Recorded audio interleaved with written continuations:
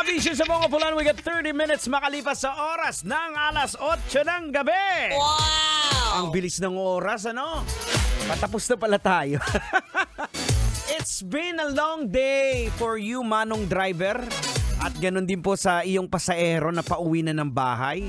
O kung ikaw, yung pasahero mo, papasok pa lang sa trabaho, ingat-ingat at huwag kang mag-alala. Basta ang driver mo nakatutok sa Love Radio, kailangan pa bang i-memorize yan? Basic yan. Mabait yan. O, di ba? Gusto mo i-kiss ka ni Manong? Okay mga kabisyo, eto na. Hindi na natin patatagalin to. Pag-usapan na natin to, Tang.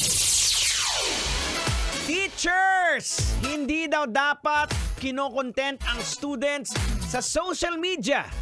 Aba, usap-usapan ng paalala ng social media personality na si Teacher Laika Maravilla sa mga guro na hanggang ngayon daw ay sinasama pa rin sa kanilang mga content ang kanilang mga estudyante tuwing nagba-vlog o nagpo-post sa social media.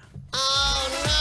Ani ni Teacher Laika hindi daw dapat talagang pwedeng isama ang mga bata dahil mga minor de edad pa daw ito.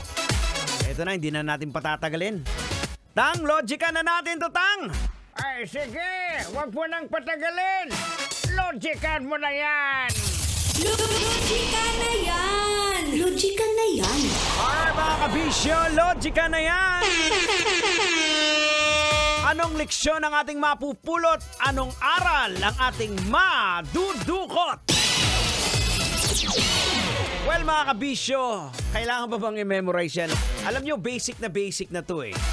Basic po ngayon kahit sino po ay gumagawa na ng content. Minsan nga, magulat ka na lang. Yung landlord mo biglang content creator na.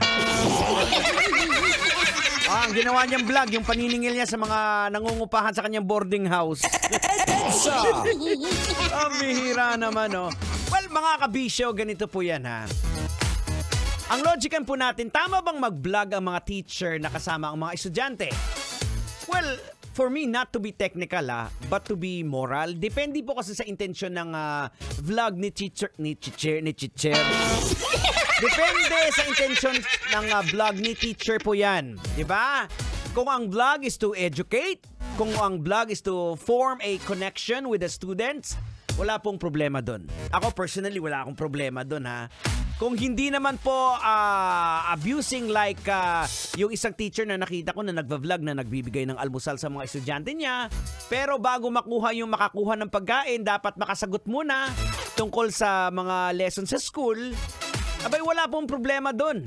Kasi mga kabisyo, sa totoo lang, yung mga teachers po must find a neutral ground para makakonect sa kanilang mga students. At huwag din po nating tanggalin yung opportunity na kumita sila ng extra. Again, para sa akin ha, this is my opinion. As long as hindi abusive ang content, kasi it's a win-win situation naman po yan mga kabisyo eh. Diba?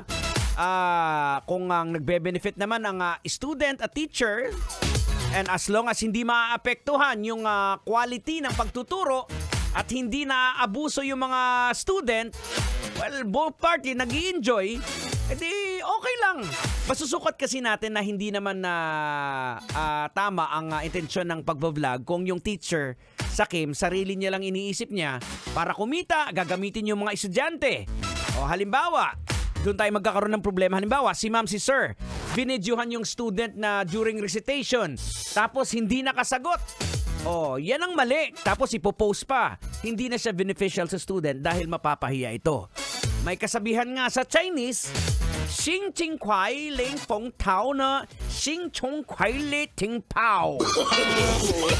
Kung ano po ang ibig sabihin nun, hindi ko rin maintindihan.